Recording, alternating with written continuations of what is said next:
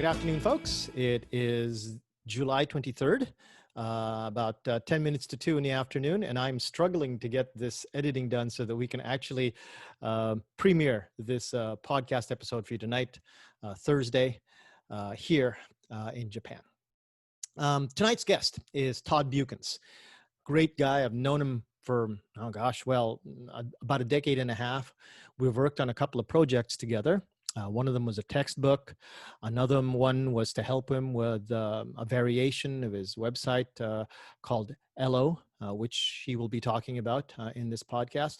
And I think you're going to find it really, really insightful to listen to somebody that really knows what he's talking about when it comes to EdTech. He's got a lot of really good ideas. I hope you listen all the way through this one. I think it's worth it. Couple of bits of news. August 1st, myself, David Juteau and Nathan Curtis Gildart will be talking with the Japan Massively Open Online Course Association, JMOOC. And I'm not sure, but I think it will be a publicly available panel discussion about the future of online education for an audience of educators that do MOOCs in Japan who wanted to get the opinions of three people who seem to have some things to say when it comes to online education in the era of emergency remote teaching. Keep that in mind. Me personally, after that, we have JAL 2020 International coming up in November, and I'm going to be privileged to be able to give a presentation there this coming November. Not really sure yet on the details of what day and what time, but when I do, I'll tell you. And as well, in December, I'll be addressing the Fukuoka Assistant Language Teachers group, trying to help them look at new ways of teaching and new ways of getting kids to speak in the classroom.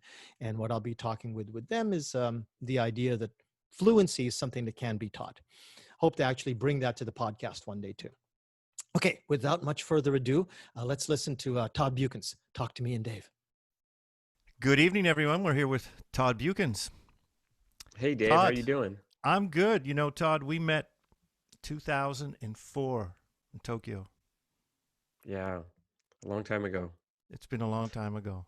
And What's really weird is I was listening to the podcast and your first one, the interview, or the second one, and I've known Jose for a long time, and I've known you. And then when I learned that you didn't know each other until recently, I thought, wow, that's so strange. It's weird how that works in Japan, that I've known you for 15 years and I've known Jose for 12, You've known him for years. 16. You've known me for 15.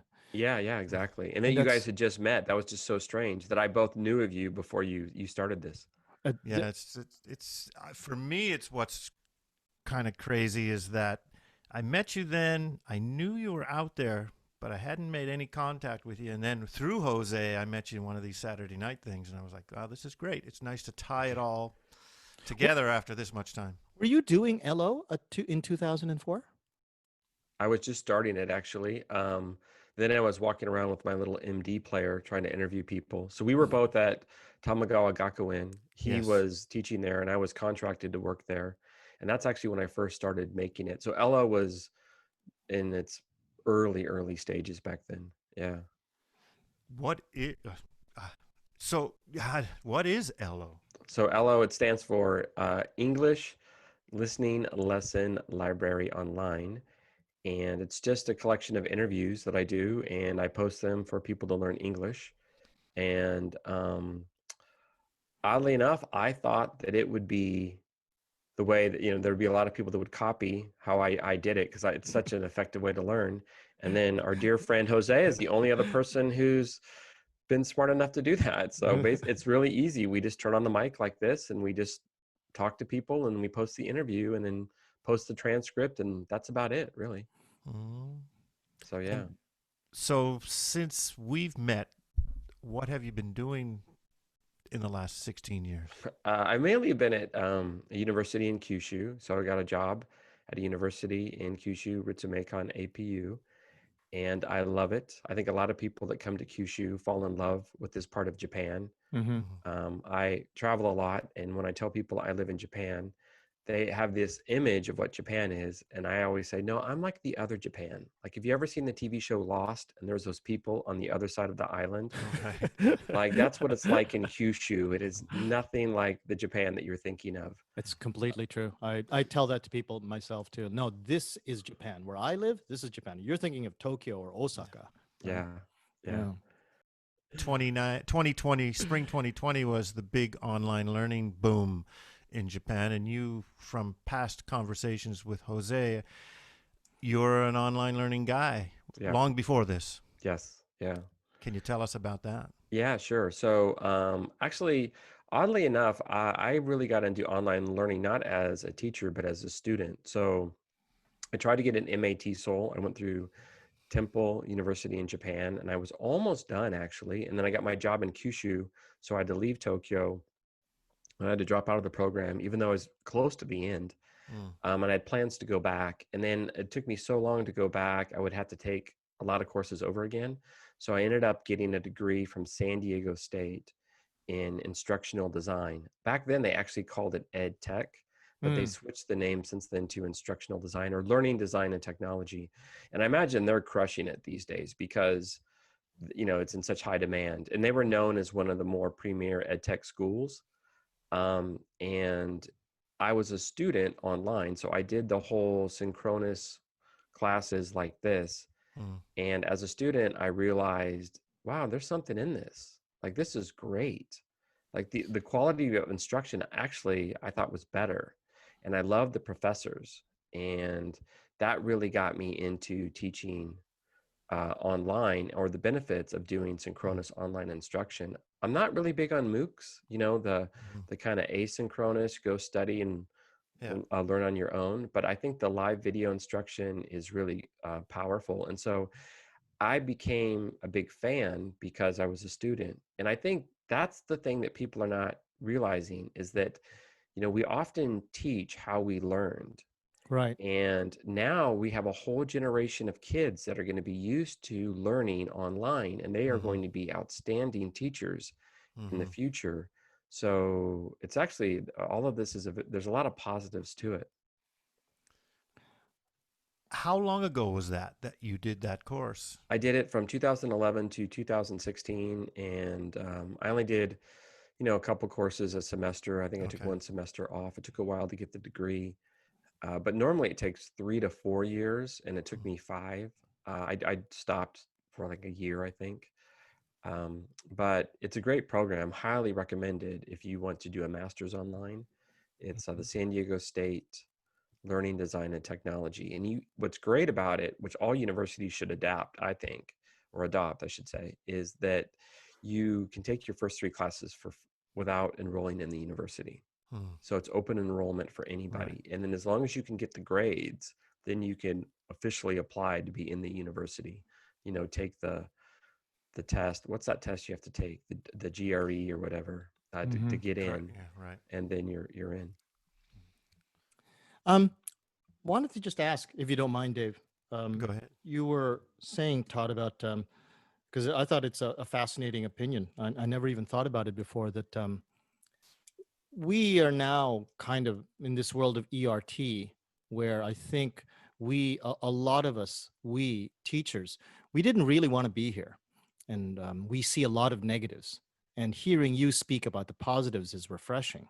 Mm. And one of those positives being that students now not necessarily seeing this immediately as negative.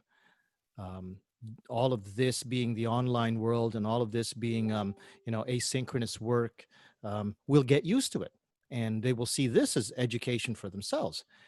And they're going to be so much better at it once they get even more experience at it.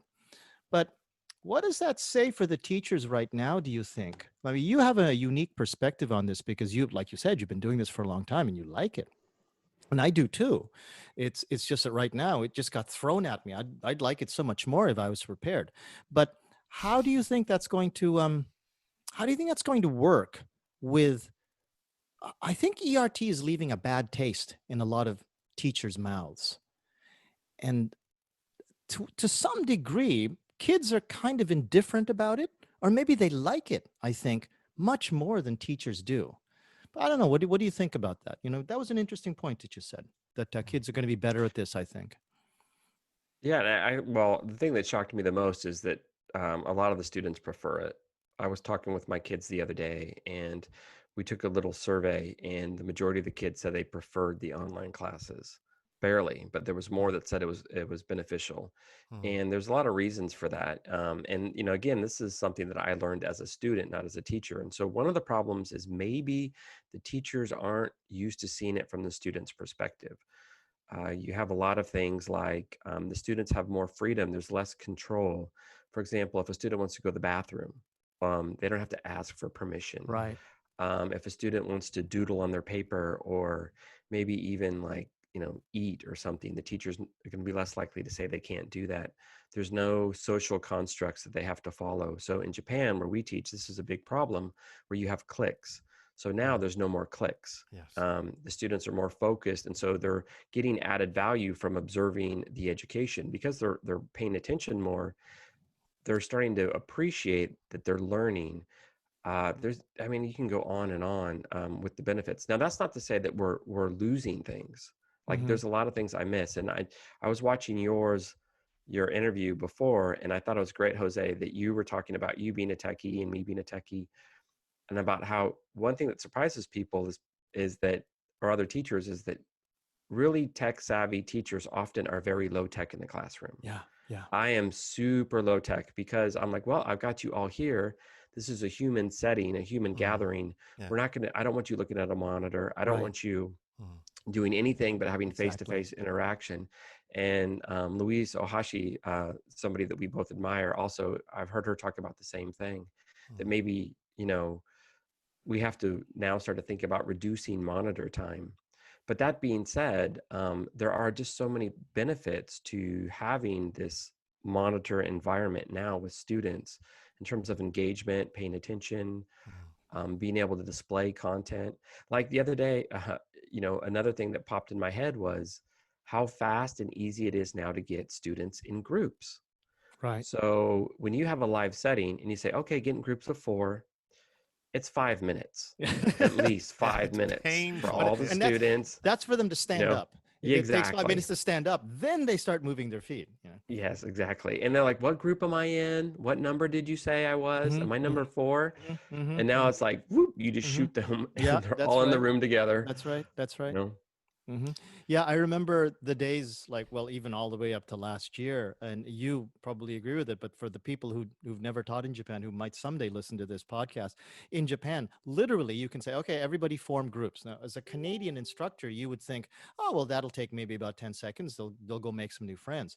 But literally, like, it is not at all surprising to find two girls or two boys who will just sit and wait until Mm. everybody's already in groups. And I said, what's Yeah, the matter with you two? Why aren't you in groups yet? And they have nothing to say. All they just do is just look down. And all of the yeah, socio-cultural phenomena that's happening there is so Mm. hard to explain. But you're right. Now that isn't so much of a factor anymore. yeah, You know? That I think that's really interesting.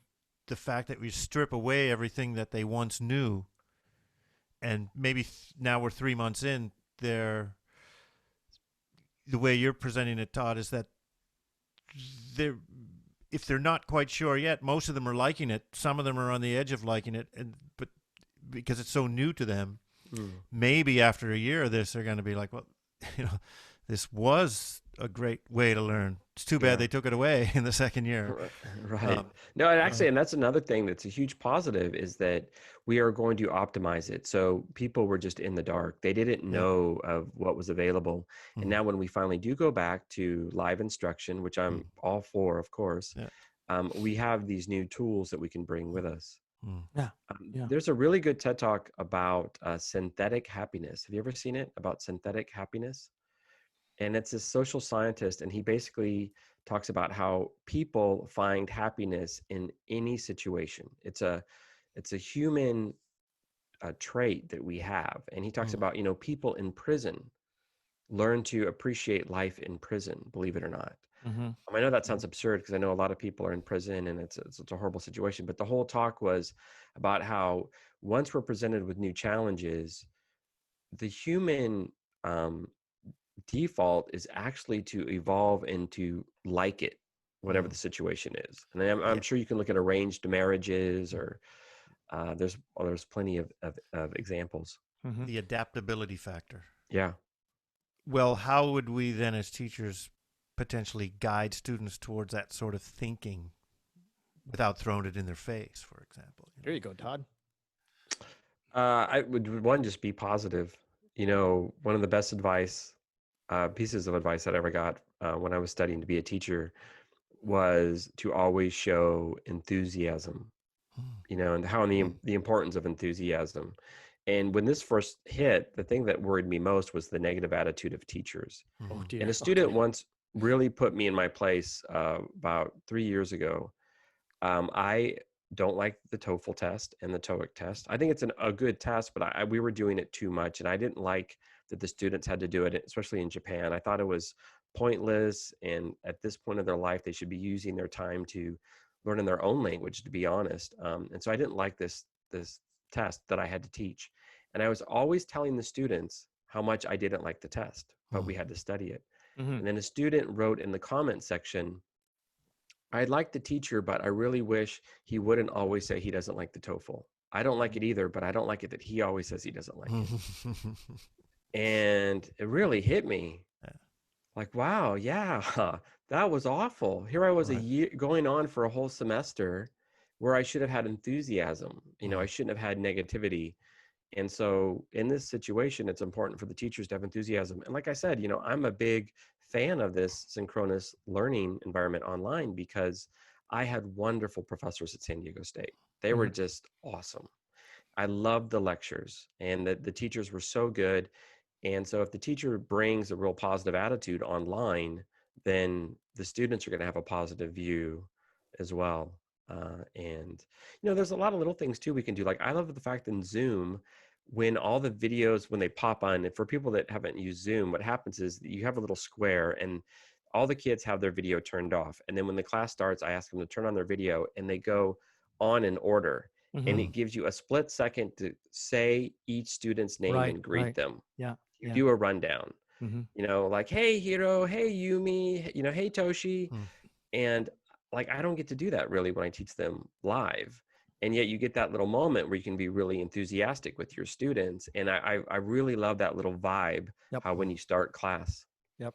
Yep. I always, when I take attendance, when I do attendance, I do attendance like I would in a normal class, and I talk to each student as I'm going through.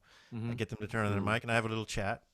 You know, Mhm. how you doing? You're looking good. You know, whatever it is, just because that's the beginning of a positive vibe for the day, I think.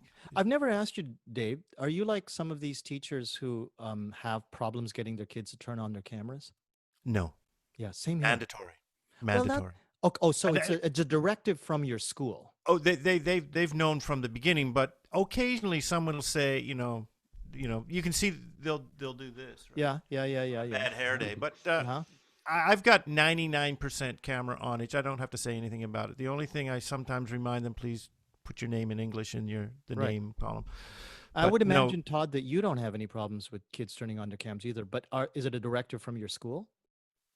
It is, which helps a lot. In my yeah, university, big shout out to APU Ritz-Macon. They've done an amazing job of taking care of us and sending out, you know, kind of rules and guidelines for the students of how they should behave. yeah, But that being said, you know, the kids are, you know, Japanese people are just so polite, and the kids will every now and then say things like, "Hey, my Wi-Fi's really low. Can I turn yeah, off my camera?" Yeah. Yeah. Yeah. Or yeah, a girl said the other day, "Hey, I'm with my family and they're like in the background, they would feel really uncomfortable. Can I turn off my camera?" And I'm like, Mm-hmm. "Oh yeah, sure, yeah, go, Mm-hmm. you know, of Mm-hmm. course." yeah, Yeah. So even the fact that they asked, I'm like, "Gosh, you yeah. don't even really have No. to ask."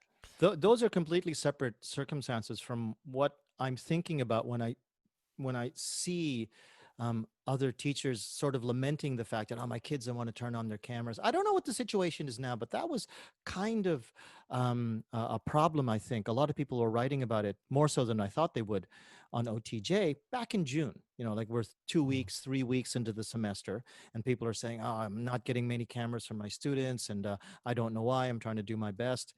And And I wonder if that has a lot to do with that positivity that you were talking about before, Todd.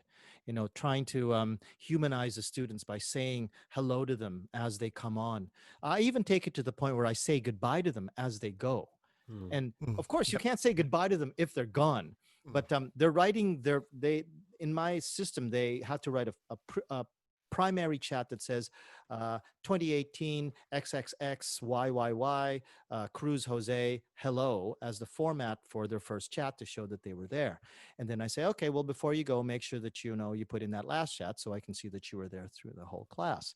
And then they'll write goodbye or see you. And as I see all of these chats scrolling as much as I can, I see their name and I say, "Oh, okay, Mr. Tanaka, see you.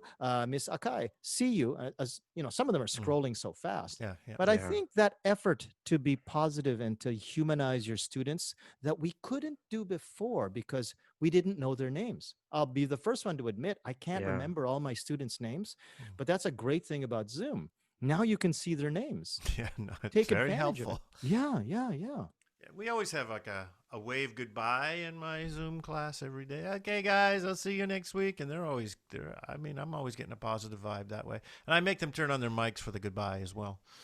Yeah, Mm. Mm. so, because I would love microphones to be on all the time, but the technology of one or two kids having a noisy mic makes it bad for everybody. So Right. that's the one thing I don't like. I mute those. Yeah, so that's a good way, but um, that that was one of the questions on OTJ the other day that I posted, which is what do students need to do? Mm. So that's a question for you, Todd. What do you think students need to, if there's a second semester, for example, with online learning? For some places, it's already been decided. What do you think students need to do to up their game to be better Um, prepared? yeah. Well, as they say, 80% of life is just showing up. So that's the main thing I always try to preach to my kids. If you Mm-hmm. show up to class, it's going to save you time. But the big thing, I think, in terms of both the students and the teachers, is to share a common folder, either with in Google Docs, Google Drive, or OneDrive. I actually Mm-hmm. prefer OneDrive, which is the Microsoft option. Mm-hmm. And then you can see what they're producing, and so the students are always producing something. Mm-hmm. And it's actually, oddly enough, who would have thought that online learning would be a better option for task-based learning, but they have to always produce something. So I think as long as the students are producing and they're seeing that they're getting feedback on what they're Mm-hmm. doing, and they're showing up, then yeah, that's all they really need. Really, it's Right. the same as That's class, kind right. of, I think. Yeah, it's a good point actually, because it's that's what I tell them all the time. Just show up. We're going to get most of the work done here.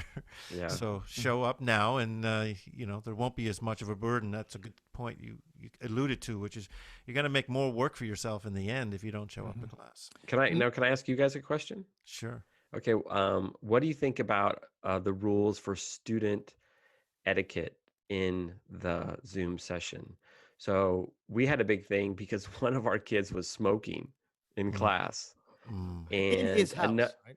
yeah, it's in his house, and another kid was uh kind of just lounging on the bed.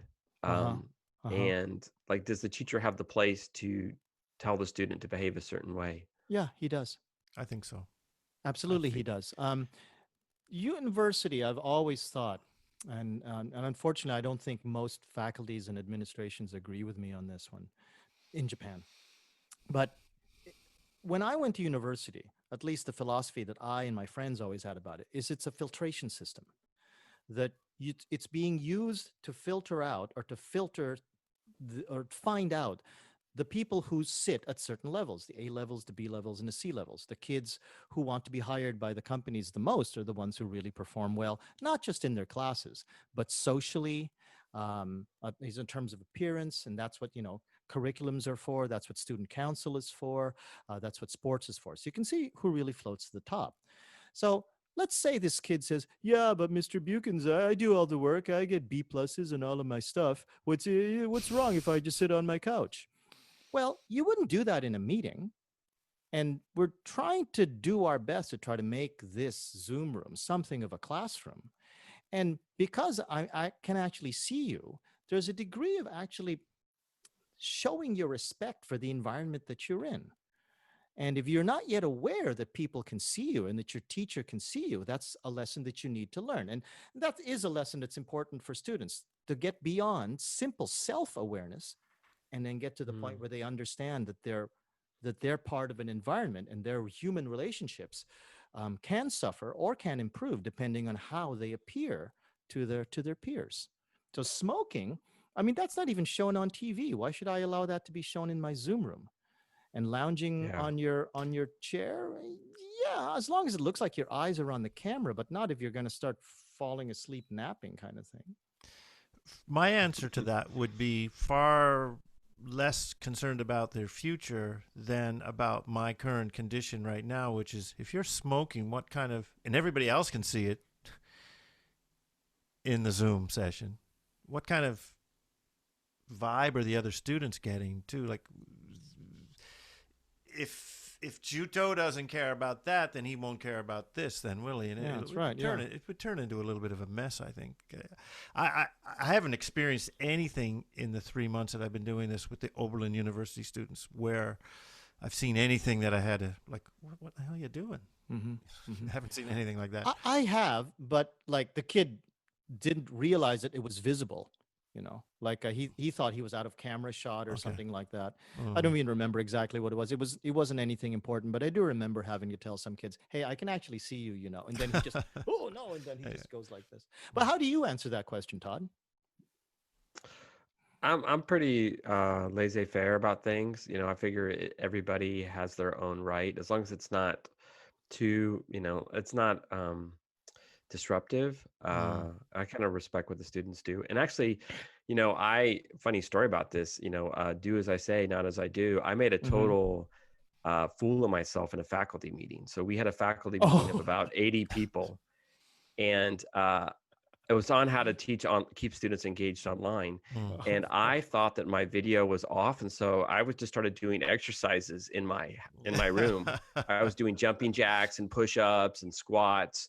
And then I look and I notice that my video was on. So everybody in the meeting would have seen me just making a fool of myself in the back doing calisthenics. And I was just mortified. I was so mortified. I wanted to crawl underneath the rug. And was your mic I couldn't off even imagine. The mic was off. Thank goodness. The mic was off. The video was on. And so then I thought, well, maybe nobody noticed. And I was terrified to look at the chat. And then both in the chat in Zoom and then some people were texting me on Facebook Messenger going, dude, your camera's on. Your camera's on. Everybody can see you. Yeah. So they were trying to. I was just horrified. Actually, now that makes me think maybe it wouldn't even be a bad feature. You know how you can mute a person? Yeah. Where the host can actually turn off a camera. I don't think there's no button for turning off a participant's. Let me see this. There's no button for that. I can't turn off your camera. Yeah, and I wish there was. But and not only that is, and you know the worst thing about it is I panicked when this happened, so I initially just yanked the Ethernet cord out, and so then I thought, oh. So then when I went to plug it back in, the meeting was still going on, and Zoom just picked up where it left off. And the first thing I hear on the computer is, this meeting is being recorded. And I was like, oh my gosh, no, oh my gosh, I'm on. The person who's going through the recording is going to be like, who is this faculty member that's like Jack LaLanne in the background doing jumping jacks? So you might have a new career. Yeah, well, yeah. Okay. With any luck, it was recording in speaker view. Yeah. That's what I hope. That's what you. Oh, you haven't seen the recording yet, then? No, of course not. Okay. No. You're not gonna either, right? I'm so worried it's gonna show up on TikTok or something. But it will. The internet is forever, Todd. You're gonna have to live with that for the rest of your life. I wanted to go back to Elo for a bit and talk to you about this. It's a great website. I mean, thank you. Work that you put into it. I remember one time I was at a JALT National Conference, and it was one of these conferences where you were everywhere. You had like 3 presentations or something. And one presentation was about technical stuff. And you were talking about Firewire and Firefox and all this stuff. And it was a really humorous presentation. And you did another presentation, I think, like 3 hours later. And it fell right into my joke when it was time for my presentation. People brought up Todd Beuckens. Do you remember Learn, that project I did with Gord Luster, where we were I going to do do. graded Yes. articles? Yeah. And somebody brought you up because what we wanted to do was very similar to the pioneering work that you had already done. And my greatest compliment to you was that I don't know how that guy can find time to sleep because of all the things that you do, and the fact that it was basically at that time. This is like 2006 or so. It was a one-man operation. So for those of you who don't know, I'm going to actually put up at the top, right up there, the link to ELLO, ELLLO.org. Right, Todd? That's right. Three L's. Yeah. Three L's, Yeah. Yeah. .org. There it is. And this is a great site if you just want to like pound down the listening, if you want to pound down time on task, if you want to pound down exposure to English. It is so easy to use. It's got so much stuff out there. What was your first inspiration to make that site? It was just really proficient students. So I was trying to help my students, and like, what was the common denominator for the students that spoke really good English? And that they always had the same thing. They watched a lot of movies, they listened to a lot of music. And so it was just extensive listening, basically. And then I thought, well, that's just one type of genre. I wonder if we did it just unscripted, extemporaneous speech. So I did it as a grad school project, and then I Mm-hmm. gave it to my students. And there was 20 students in the class, and they thought they were okay. Then this was back in the day before MP3, so they had these little MD players back in the day in Japan. All these kids had these MD players, and I made the recordings on these little MD discs. And I made one disc, one just different interview, 20. Didn't take that long to do, one for each student, and then they were supposed to share. And there was a kid that sat in the front. His name was Toshi, and he loved them, and he burned through all of them. And then when he went through all of them, he said, "Do you have more?" And the other kids really didn't care. But I thought, wow, let's see. That means there's probably one student in every class that would be like Toshi, that would like it. So maybe I should make more. And so I just started making more. My guess was that obviously the more students hear natural English, and at that time, you got to go back 2003, 2004. There was no extemporaneous speech, natural speech in textbooks. And everybody who's ever studied a language has learned a couple phrases, and then they've had their friend who's fluent in the language tell them, "Yeah, but nobody talks like that." Yeah, exactly. Like, no, nobody says it like that. So I thought, well, let's just make that foolproof. How about we just record people unscripted, and then that's exactly how people talk. Mm-hmm. And then I actually fell in love with the kind of the research purpose of it, of the unscripted speech, and then I really started to notice, wow, like they're so different. Like, it literally is two different operating systems. Mm-hmm. As you know from doing Goldfish 365, like the scripted and the unscripted are just almost two different languages. Yep. And so I fell in love with it, and I loved the interviews. I loved what people said. I loved meeting people, and so I just kept doing it. It's actually kind of weird that you and I never did a conversation for ELLO, but I would like to We do one will. with And you. actually, But we after will this, now. you've upped my game, because of this, I'm going to start doing more Zoom interviews like this. And so thank you. I've been meaning to do this for the longest time, but now there's no excuse. Yeah, well, now you're obviously all set up for it, and it's Zoom just makes it so easy. Were there any difficult points in doing ELLO? Were there any points you're going, you know what? I've already got like 300, 400 conversations. Actually, I wanted to ask you, how many exercises, how many conversations in total, plus the mixers and all of that? How many different articles have you got on ELLO right now? It's 3,000 unique lessons. Yeah. 3,000? Yeah. With that, and each lesson has at least a minimum of about 1 minute of talk. The longer ones are 5, 6, 7 minutes. But yeah. But Can what can happens I is somebody comes in and they'll do 10, 12 interviews in an hour. And so Right. then you just chop it up. And actually, I've plateaued. I plan to start ramping it up soon again. I actually kind of lost my groove a bit. Mm-hmm. And I think that a lot of my interviews were really stale, and I was kind of phoning it in. And then I've recently done some really good interviews, and I'm trying to get back into it and Mm-hmm. and get it going again. As you know from your website, it's the same thing, right? And sometimes it's hit or miss. But the thing is, often with audio, is you don't know what you have until you hear it again. Right. A lot of times you're listening to it live and you think, and then you listen to it again and you think, wow. But That was pretty good. I think yeah, exactly. And the current state of emotion can cloud objectivity, and you can only be objective yes, when you go back later and you go back. Oh, it wasn't as bad as I thought, or it was better than I thought. In fact, yeah, because Or yeah, sometimes, wow, this is dog shit. Why did I yeah, ever well, want to keep yeah, this could be that conversation? too. But yeah, Yeah, that'll yeah. happen. So my original question though was like, was there ever a time where you really wanted to like hang up not hang up your gloves or anything, but like where you found it really hard or you found it disheartening or something made you think this isn't getting through to my kids, or was it always just full steam ahead for you? I've been lucky that it's had the community has always liked it, and so not always liked it, but it's always had a very robust community. It gets between 10 and 15,000 viewers a day, and even now when I've just plateaued, I've not put anything new up for a long time. It's the numbers hold, and that's why I'm like, man, I really have to up my game. I have to start doing a podcast, and I just experimented with the new format style today that I'm very excited to What do, is it? which is basically I just take the interview and then I just stop it, and then podcast style I say, hey, pop quiz, ask a question about what they said, and then give the answer and then splice in exactly what they said so they could hear it again. So it's just kind of like make it more educational a little bit.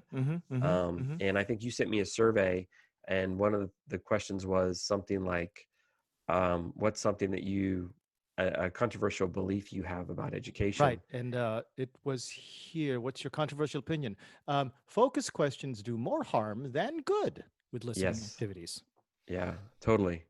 Without a doubt. I mean, I would stick by that. I mean, I don't really have the science. This is intuition, but I think that they do more harm than good. So what do Because, you mean by focus question, first of all? What do you mean well, by first of all, focus you question? ask a question before you hear it, right? So, for example, we're talking now, right? Hmm. Hey, Jose, I'm going to tell you about what I had for dinner tonight, okay? So Okay. listen to what I had for dinner, and then I'm going to ask you what I had. Like, you don't do that in real life, Right. ever. Uh-huh. So you just listen cold. Right. Our brains are programmed to listen cold. And so when you're listening cold, you have no information. I think you bring in more data points. Whereas if you tell the person what to listen for, you're actually having them filter out the information because they're just looking for that answer. So that's Mm. why I think that they do more harm than good. And a lot of what we do in education is based on really on bad habits, or more commonly on limited technology in the past or limited ways of doing things. So have you ever heard the analogy about the family that cooked half the turkey? Go. Okay, so there's a story about a family that they would always cook a turkey in half. They wouldn't cook the whole turkey. And it was a tradition. And all the mothers would tell the daughters, like, this is a tradition. So then finally they're having a big family dinner, and the great grandma's there, and she's, the last days of her life, and they ask her, they go, Grandma, we want to know, like, why is it that we only cook the half turkey? What's the special tradition? And she goes, oh, because we were really poor and our oven was really small and I couldn't fit a whole turkey in. So you had to cook one half at a time. And like, that's kind of like the situation that we have in education, where we make activities based on technological limitations that we had 30, 40, 50 years ago. And so 30, 40, 50 years ago, you would have a CD and you would have the listening activity on paper. And so, well, how do you introduce this? Well, you have to ask them a question. And then you have a focus question, because then you're going to be able to Okay. prove that they understood one or two data points. But Ah, okay. when you speak, you have hundreds of data points that are coming out when you speak. And it just seems really silly that when we do listening tasks, we just select a couple data points out of hundreds or dozens and say, okay, your listening is really good if you catch these two or three things. Where in fact, I know from being a native speaker with a master's degree who does LO and who does transcripts all the time, I don't even hear what everybody Yep. says. Yep. Yep. I'm Yep. Yep. sure, as Yep. you know, like, I'm like, what? Wait a minute. What did they say? Like, when I have to write the focus questions, I have to go back and be like, Yep. Yep.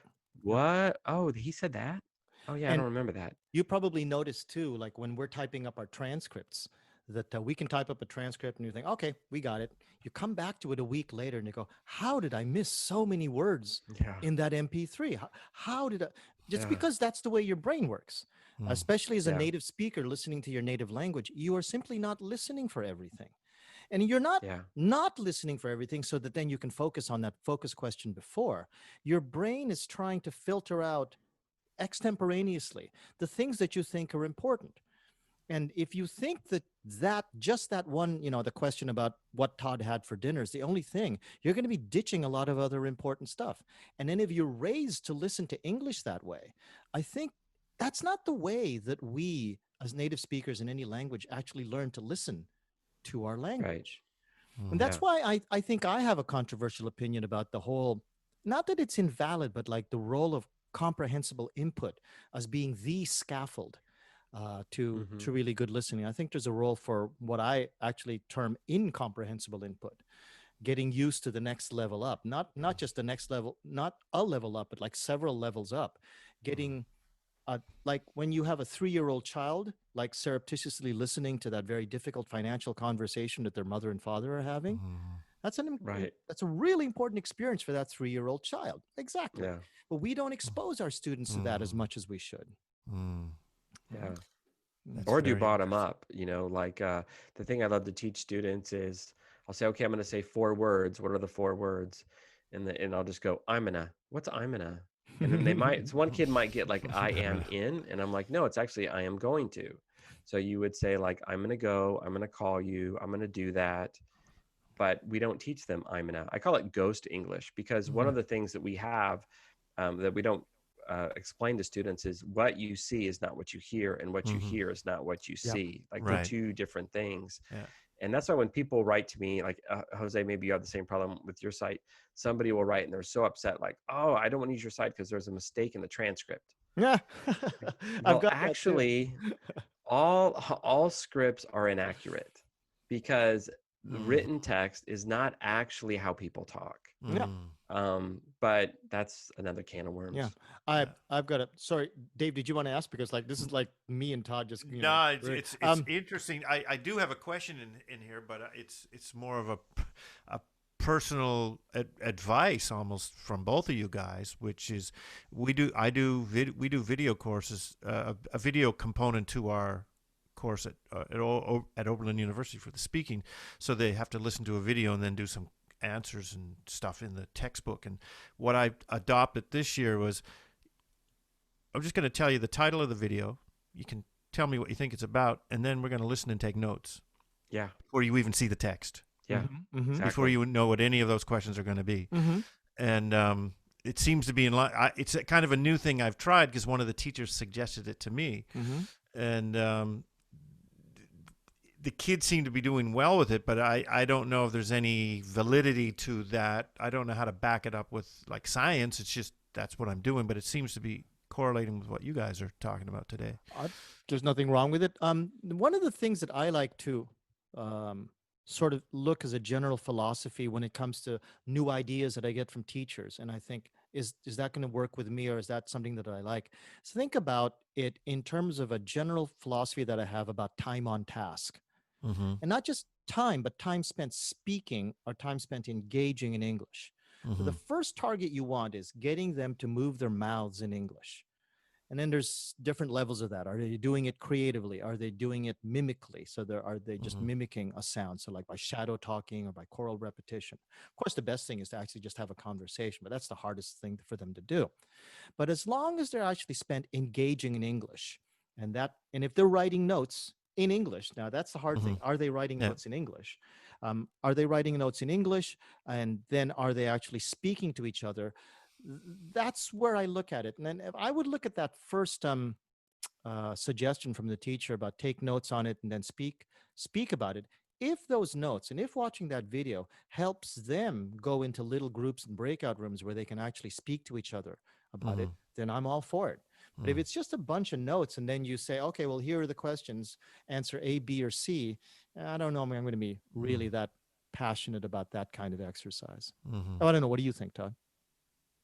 Well, actually, well, it reminds me of something about I had a really powerful experience about 5 years ago. I was teaching kids, And it led me to develop this theory called OEC, which is like basically it's PPP, but it's orientation, observation is the first level.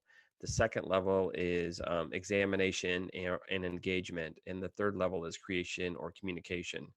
And what happened is I was teaching a bunch of kids, and I had to do like what we call the poor man sabbatical.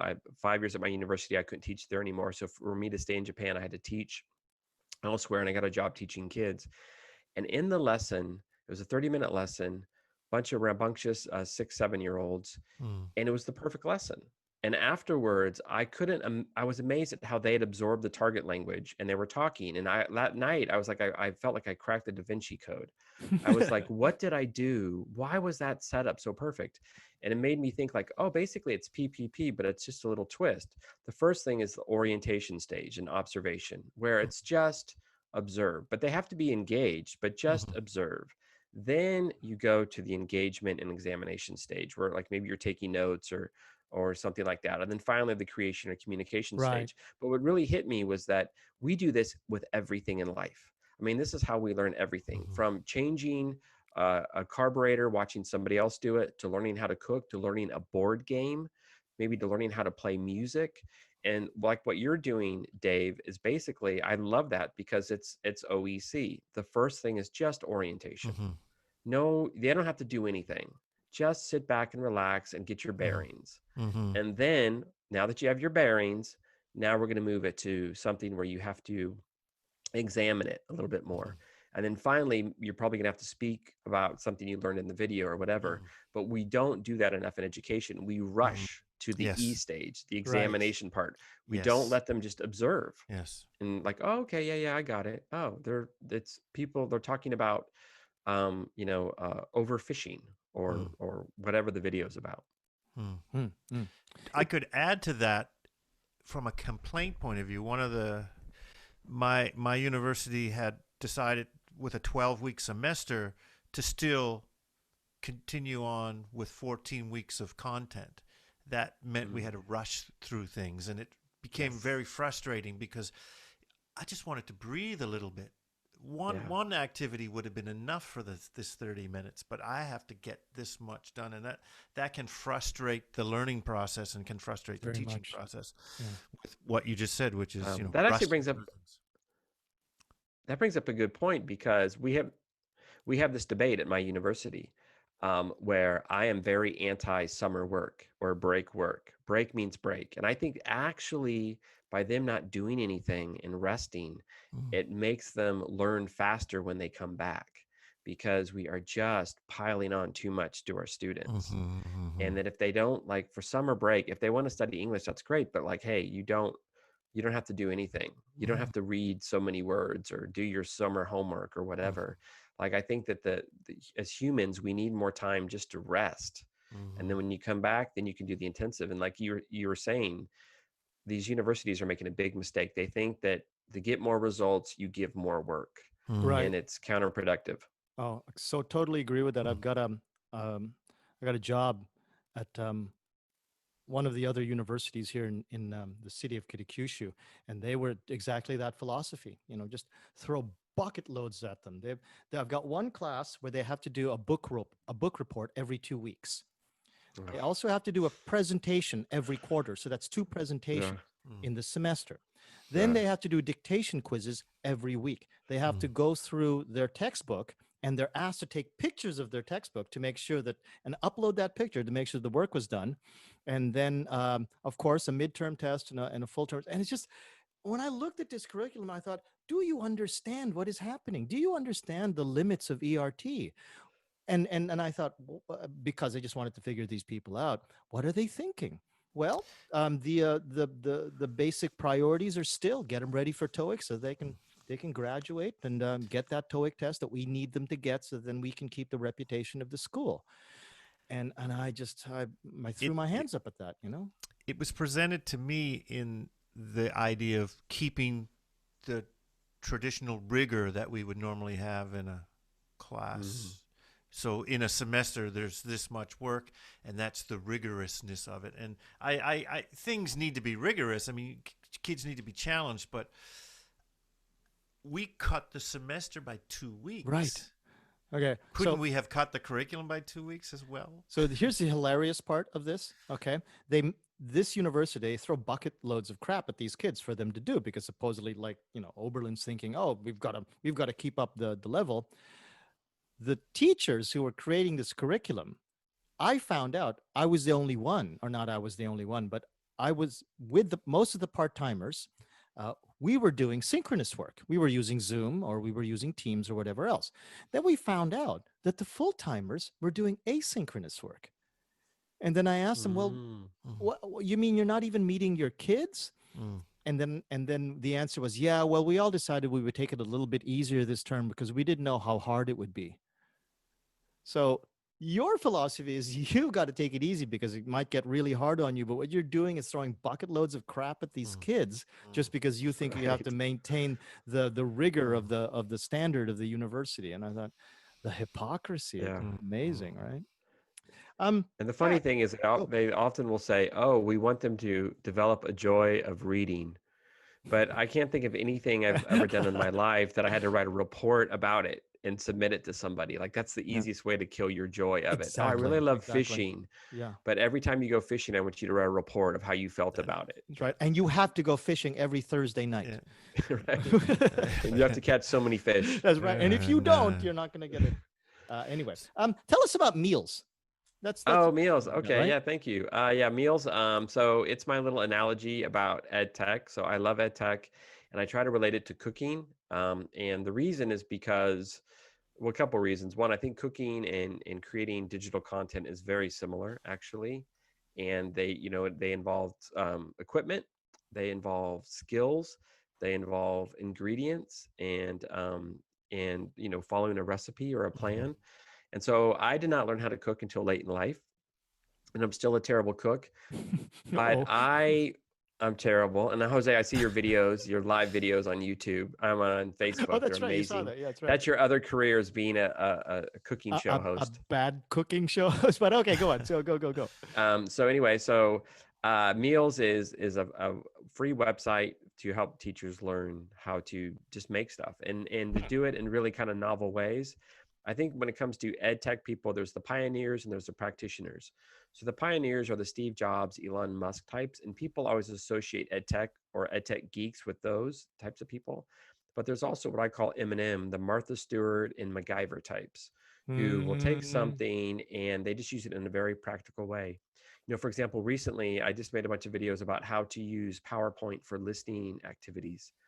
And it's amazing how perfect PowerPoint is to create workbook-like activities for listening. You were showing that on OTJ, and I was looking at that and go, I never knew you could do that. That's who knew? Who knew? And that's the crazy thing about technology is everything starts out for another purpose. Facebook was like a dating app, basically. Twitter was invented to help people find out when the taco truck was downstairs. So they didn't have to send an email to everybody and get the boss upset because why are you sharing information about the taco truck on company email?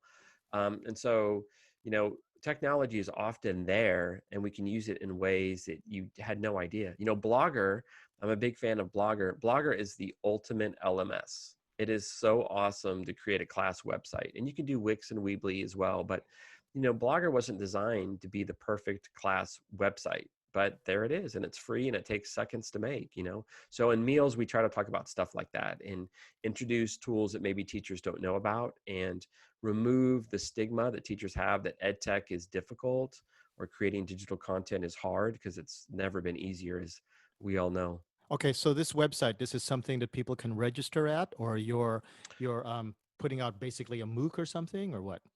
Yeah, I mean, now it's going to be ramping up soon. So I just do it in cycles with courses. It's kind of just a landing page right now. But if you go there, you can sign up for the email list and then you'll just get emails that'll, every now and then I'll send an email that will explain a tool and then you could watch a video for free. And yeah, that's it. There you go, everybody. Anybody who's listening to this, you're going to get a chance to actually get Todd Beuckens to help you learn EdTech from Meals. Now, who's not going to sign up for that? Oh, thanks. Well, I'm looking for it right now. How am I going to find it? It's MEELS.org. And actually, I love acronyms. And one of the acronyms is supposed to be like media, education, e-learning, and syndication. That's Meals. and .org. How And to if you teach go there, online. it should just be a sign up form, meels.org. And And this is called How to Teach Online. yeah, basically, yeah, to help teachers like just create digital content Mm. and there's a thing. This is the acronym I'm most Is this the proud of.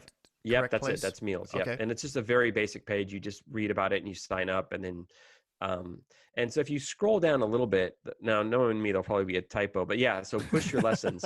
So I'm really big on push. I invented push. Push is my little acronym, and it Where am I stands seeing for push? Ah, there we go. push on the right. So push your lessons. So it stands for produce, use, share, host. It's like the perfect little acronym. Nice. So Nice. I love produce it. your lessons, use your lessons. So produce, like you want the teacher to be in charge of creating their own content. Then, so it's empowerment. And then use your lessons. So this is the most important thing. You have to eat what you cook.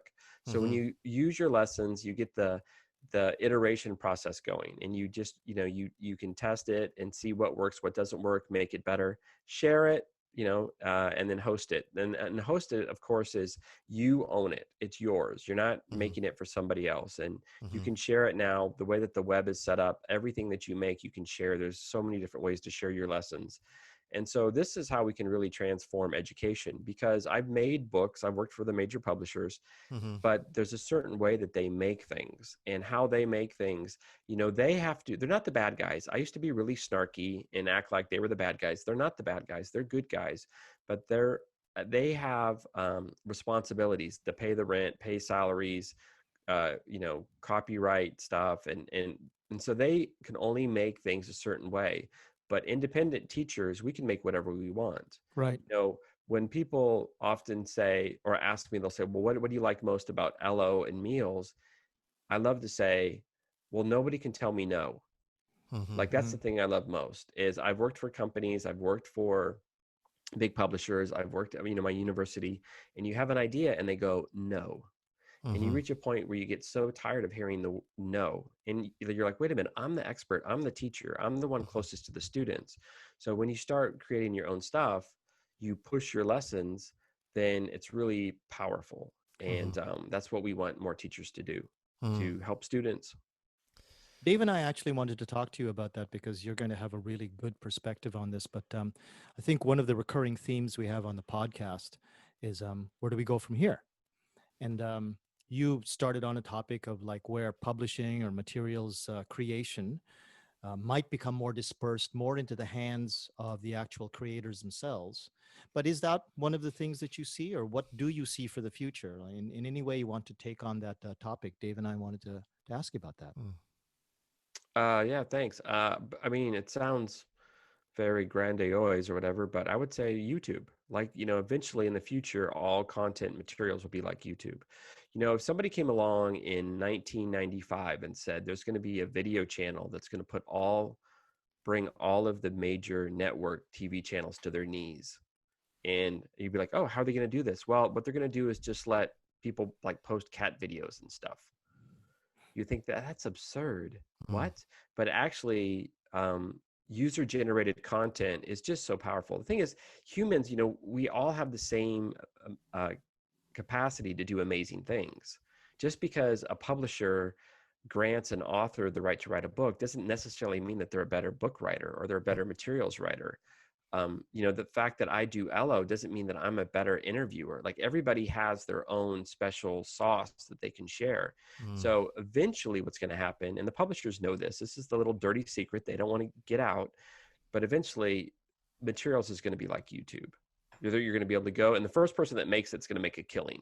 Now, Right. there's teachers pay teachers, but the first person that makes it to where you can go and you could access everybody's lessons really easily and just kind of surf and browse, Mm. they're going to crush it, because then everybody's going to go there. And if they can search like, oh, I'm doing present perfect and I want a present perfect PDF, and then blah, blah, blah, there it is. They can just Mm. find it. So that's the future, I think. How do you make, like, teachers pay teachers? You got to pay to get the content you want. Yeah. How do you make it free and make money? Well, you do the ad model, of Mm-hmm. course, or you do the freemium model. So what you do is let's say you have something, a PDF, Mm. and it's free. So you sell that PDF for free, or you Yeah. offer it for free, but there's a QR code on the PDF. And if you access the QR code, maybe there's videos that are behind a paywall and you have to pay to use it, or Mm. there's an advertisement on the PDF for an international language school for online lessons, Mm. or there's a link to a course. There's just so many things that you can do. So the freemium model, it's been around forever, but digitally it became popular about the last 13, 14 years, where Mm-hmm. you offer stuff for free. Yeah. And then, within your big bubble of users, a small percentage will want to pay for a premium product. They're a fan, like the people, think of bands, right? Mm. So you really like a band, and Yeah. because you're Dave, you're a musician. Mm. Well, you follow them on Spotify, and maybe it's free or whatever on Apple Music, Mm. but then you want to buy their t-shirt. Mm. You want to go see them in concert. So that's basically how it would Mm. work. You want to get the bonus tracks. Exactly. Yeah. Yeah. In terms Mm. of classrooms, Todd, um, where do you think we go? I mean, that was content creation, that was publication and stuff. Mm. But let's say we come back to the classroom. How do you see us in April, the coming year? I don't know what your predictions are for how we're going to cure, or if we're going to cure the virus at that point. But there are going to be some lasting sort of either scars or some, new strengths, maybe some new muscles that come out of the situation. What do you see changing into the coming year, into coming April? I think eventually we'll go back to the classroom, and we're just humans. We want to interact. People love going to gyms. I go to a gym. Mm. I could easily exercise on my own, but you like to be around other people. And we're going to go back, and this is going to be a good thing. This is a wonderful opportunity for us to hone our skills. And now when we go back, teachers are going to know, like, oh, there's another way to do homework, and there's another way to do live interactions in class, and Mm-hmm. use a tool like Socrative in class on the student's phone to get real-time assessments, or to use Nearpod. There's just going to be all these tools that we will be able to add in to our older way of doing things. So I look at it kind of like going to live in a foreign country, right? So, all of us live overseas, and you guys are Canadian. And so you had your Canadian ways, and Mm. then you go and you live in a foreign country. And then if you go back to Canada, you don't completely leave Japan, like you bring a lot of that culture with you. Mm. Yeah. And so I think that's what's going to happen is we're going to go back to the older way after doing our year abroad. And then we're going to bring our EdTech country into our old country, our traditional classroom, and we'll just kind of miss and mesh, and we'll be very happy, probably. And right now we're just going through the culture shock, like this isn't the way we do it, and then eventually people will they'll like it, and they'll and students are going to love going back to class. Like it's going to be euphoric when Mm. it's like, hey, we get to meet again. Mm. So I've got a question that kind of relates to that. In what degree do you think universities will like this online learning model that they're experimenting with now, and decide we're going to keep some element of it, some percentage, half, 30, 40, 50, 60% of it? And how, if that's the case, how would a teacher keep themselves up to speed, up to date, current, or ahead of the curve, so they don't lose their job, for example, or they can continue a career in a world where online learning might actually become more dominant? that's a really good question. First of all, I think it's going to open a lot of doors, because I've been thinking about this for, like I said, for 6, 7 years. Think about these possibilities now that universities can have. Everyone's like, oh no, universities are going to have to shutter their doors. They're going to lose students, blah, blah, blah, gloom and doom. Mm. No, the opposite's going to happen. And usually this happens with technological advances. Suddenly now the universities can teach anybody, any age, Mm-hmm. anywhere in the Yeah. world. Mm. You mentioned in your last podcast, or the one about your brother, 60 Yeah. years old, Yeah. studying online. So Mm. suddenly housewives, or house dads, or people that have really busy jobs, people that live in Mm. remote areas. They can study anything they want to. They can go back to school. They can do training again. Let's say also a student wants to do a study abroad program. Well, think about this. Let's say you want to go study and you want to go live in Australia and you're a Mm. student, and but you have a really bad IELTS score. Mm. You know what? How about this? You take classes at your university and just go live in Australia. Why not? You don't have to be at university. If you want to learn Mhm. English, just go to Australia, live in Australia, take your Mhm. normal classes at your university back home. That's what I did with my master's degree. When I was doing my Mhm. master's degree, I was in Thailand, I was in Korea, I was in Japan, I was traveling the world Right. getting my master's degree. So it's going to open a lot of doors. We have the opportunity for more students, Mhm. for more courses, hybrid courses between universities. But on a little bit of a warning side, teachers have to up their game. Mhm. When this Hmm. first went down, I was like, you know what, guys, it's game on, Mhm. because before you could be a really crappy teacher, Yep. but you were protected, you were inoculated because the students got such an awesome social experience being on campus that Mhm. even if you had crappy lessons, it didn't matter. They would Mhm. tolerate it because you know what, this professor's classes are really boring, but I'm with my friends, I'm in my club, I'm in my circle. Mhm. Not anymore. Yeah. To a Now it's certain. like, you Mm, know, That's some good straight up advice it right is. there, isn't it? To Yeah. a certain degree, we were always complaining about when we are still as instructors in universities in Japan, complaining about how kids basically blew off their studies and they saw mm, university as a playground. But now I think, and you really hit that nail with the hammer again. I'm starting to see that what part did we play as instructors when certain instructors would be very lackadaisical, and it was a positive reinforcement thing, a negative cycle. The teachers would become lackadaisical because the students were lackadaisical. The teachers then became even more jaded, and the students just completely blew off the class. And so it just became kind of a cat and mouse game between the teacher and the student as to Mm. how closely they could come to failing that student, the student not doing the work but just enough to actually get the credit because that's all that they cared about. mm. And the administration playing part of that game too. But now I'm thinking, yeah, what part did we play as instructors by being careless, lackadaisical, jaded, and not really putting any effort into what we were doing? You've got a good point. We're going to be not under the gun, but we're going to have a bit more pressure on us to to really, like you said, up our game. Yeah, and just to clarify that, like what you just did, Jose, I'm not up on my soapbox on some ivory tower.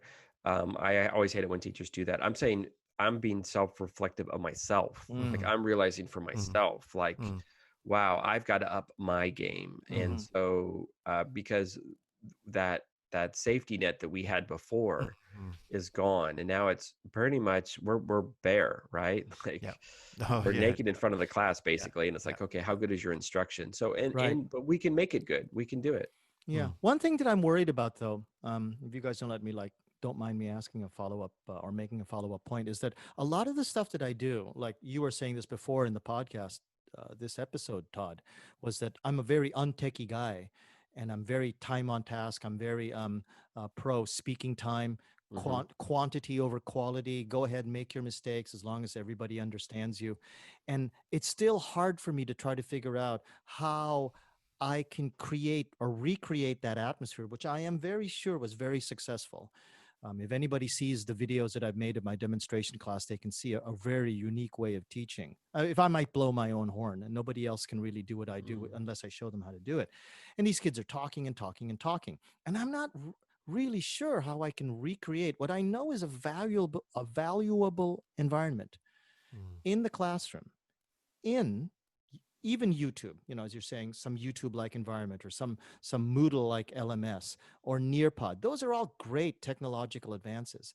But my quandary, and I think a lot of teachers' quandaries, is how do I take something that's very fixed in social interaction, face-to-face social interaction, and move it to a digital world? I don't know if you have an answer for that, but that's what I'm thinking about these days. Yeah, I mean, I'm struggling with it too. I mean, obviously you want to have things that lead into good discussions or Mm. projects, puzzles, or but I have my ear open to what teachers say. And OTJ, the wonderful Facebook group you guys started, some teachers have been sharing about how, a lot of project-based stuff is working really well. Teams putting students to work on tasks together.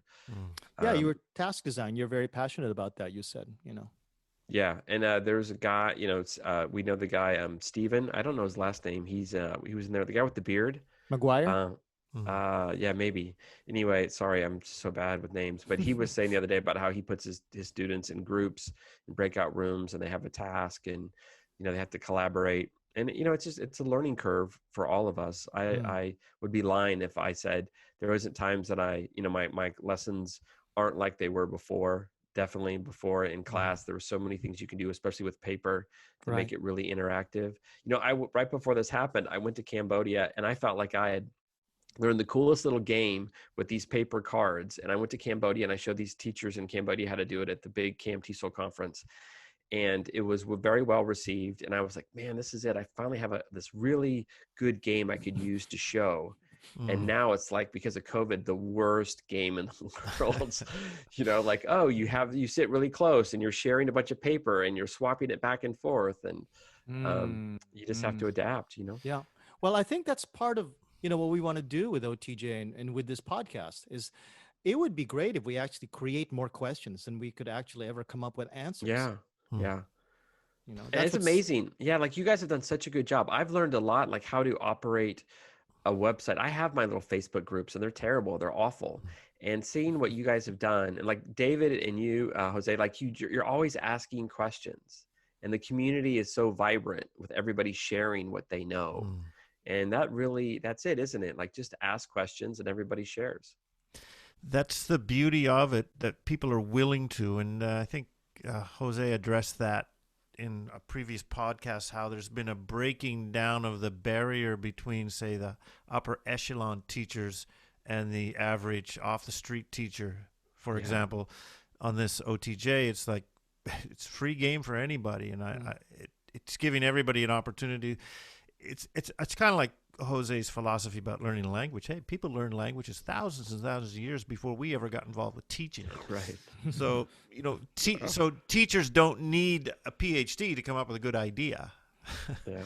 And if they can share that in an open forum without too much criticism and with a bit of encouragement, it seems to be that seems to be what's making it successful.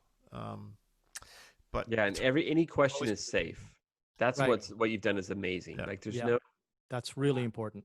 I remember when how I got into being an EdTech guy. When I first started, I was getting my MA TESOL, and I knew nothing about technology. And I took a course, and I thought I made a fool of myself, because the guy was going around the room asking everybody what they want to learn how to do. And I said, I kid you not, I want to know how to use a printer, not a printer, a scanner. And it was like, what? I'm like, yeah, how do you use a scanner? And he looked at me like shocked that was what I didn't know how to do. But that's how low I was. And I remember that. I totally remember that. And so his reaction, you remember? Because both his reaction and my, like, how, yeah. And so it's very important. Like, the other day I posted in OTJ about the PowerPoints, and I said, somebody said, well, how do you get the audio? And I said, oh yeah, blah, blah, blah. And you just chop up the audio. And I was so happy that one woman wrote in, and she said, what's chop up audio? How do you chop up audio?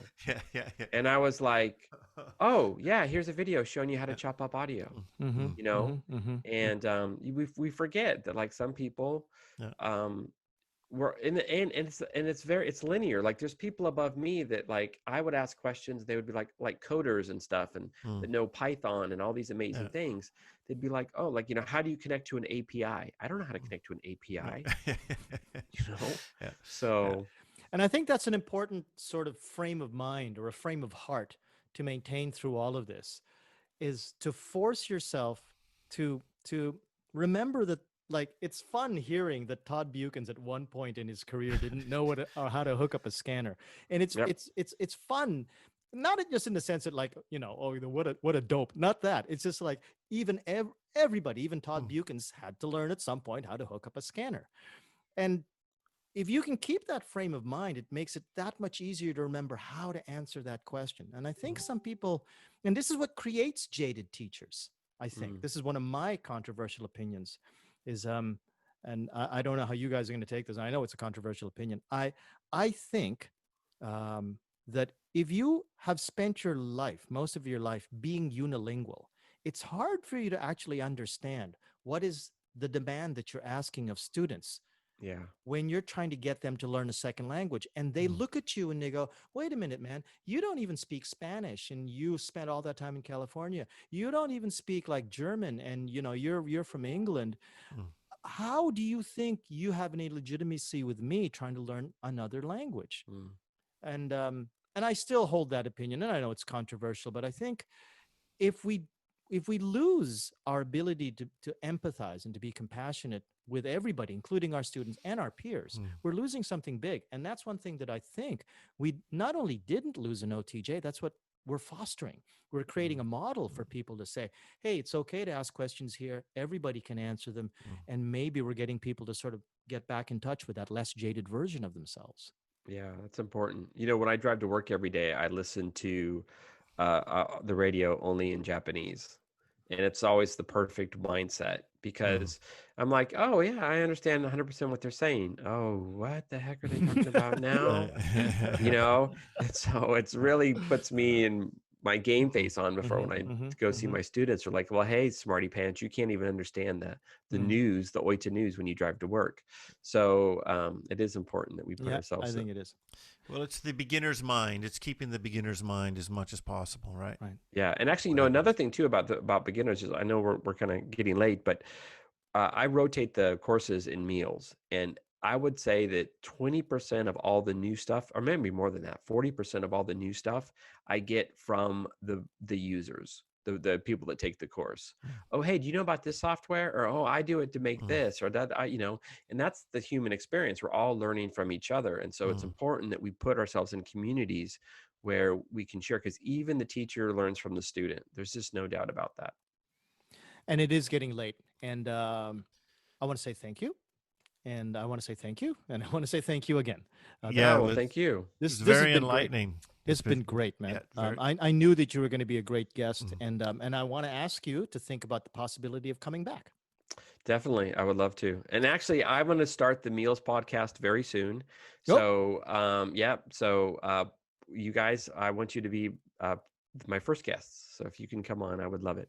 okay. Both of us at the same time because we're not attached at the hip or anything. Oh, Yes. well, maybe, yeah, I might try to milk it out and do you one, Okay, one there at you a go. time. You can use me in any way, whichever shape form you'd like to use me. I'd be willing Yeah. to And I just Yeah. just for the participate. record, because a lot of people make this mistake, and it's a very common mistake. You, Todd, were saying that you and Jose, what you guys did to start OTJ. I didn't start OTJ. Oh, okay. I've been riding this guy's coattails for the longest time. So I wasn't really there at the start of it. I just kind of jumped on the bandwagon. The starting work and the steering work was all done by Dave. Well, you're one of the number one posters, that's for sure. Like, you are very active. So, Yeah, Well, I'll yeah, take that. yeah. Yeah. No, Okay. no, he's what Jose really did in a big way for OTJ was he started doing workshops. mm, So he was training the members. You were helping, I made the thing, but who's going to train the people? I mean, I tried to do that at the beginning, but I didn't know anything myself. So We were I doing it all quickly with we were all realized. doing it with each other. So, So it was it was this team effort Right. at the beginning that really inspired everybody, I think, to keep doing it the way we're doing it, Hmm. which is really so good. if you guys are like, for your workshops, you're Steve Jobs and he's Wozniak. Yeah, that's what Todd was trying to do with that analogy before. I'm the Woz of OTJ, and that's Crack the whip, man. Yeah. and that's what a compliment. I don't think anyone could actually give me a better compliment to say I'm the Woz of anything. But Steve Jobs, that's a hell of a compliment too, buddy. I'll take it. I'll Yeah, take it. I mean, that's okay. if starting OTJ is that big of a deal for people, I'll gladly accept Wonderful a beer. community. I can't wait to see where that's going to lead in 3, 4, Actually, 5 years. I want to talk about a lot of ideas that I have for like publishing stuff that you've done on your own. Maybe we could do as OTJ as a collective, you know, Yeah. publishing or more stuff on YouTube. I don't have to be the only one that does a lot of stuff like that. But listen, you've given us so much to think about. You've given us so much just to actually go check out on the internet with Meals and Ello. And we'd really like you to come back. Dave, I'm sure, you know, you're thinking the same thing, eh? Absolutely. I think in 3 to 6 months, things are going to, again, we're going to be in a new cycle of things, and we're going to need to get people like you with your knowledge, in-depth views, and practical way of thinking, I think is straightforward. Well, thank you. It's been an honor. I mean, I've had this has been a lot of fun. So thank you very much. Okay, thanks, Appreciate man. it. All right, Thanks. cheers. Thanks a Bye, lot. guys. Okay.